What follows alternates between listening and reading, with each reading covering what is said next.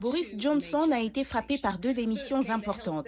Tout d'abord, le secrétaire à la santé Sajid Javid a déclaré dans sa démission qu'il ne pouvait plus en toute conscience continuer à servir dans ce gouvernement. Quelques minutes plus tard, le chancelier Rishi Sunak, le ministre des Finances, a déclaré que le public était en droit d'attendre que le gouvernement soit dirigé correctement, avec compétence et sérieux. Il a également noté les différends politiques entre les deux hommes. Ces démissions chocs sont intervenues après que le Premier ministre avait présenté des excuses pour avoir nommé un législateur conservateur de premier plan dans son gouvernement, le député Chris Pincher, qui avait fait l'objet d'allégations d'inconduite sexuelle.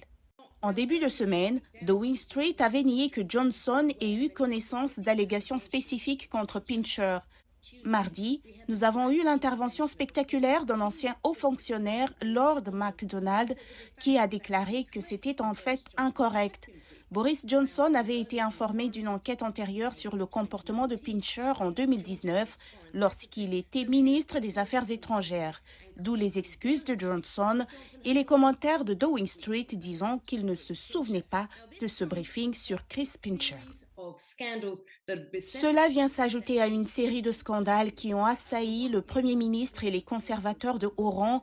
Celui qui a fait le plus de gros titres est le scandale du Partygate, des fêtes à huis clos à Downing Street, pour lesquelles le Premier ministre et Rishi Sunak, aujourd'hui ancien secrétaire aux finances, ont tous deux reçu 6 avis de pilonnage de la police britannique. En juin dernier, Johnson a dû faire face à un vote de défiance à son égard.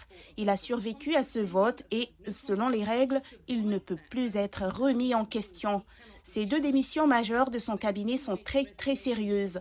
En ce moment, nous voyons un autre membre important de son gouvernement, Priti Patel, la ministre de l'Intérieur, dire qu'ils n'ont pas l'intention d'aller n'importe où en soutenant Johnson. Nous comprenons que les personnes qui connaissent très bien Boris Johnson pensent qu'il va essayer de rester au pouvoir et bien sûr, il doit maintenant chercher ces deux nouveaux membres de haut niveau du cabinet et c'est là où nous en sommes pour le moment.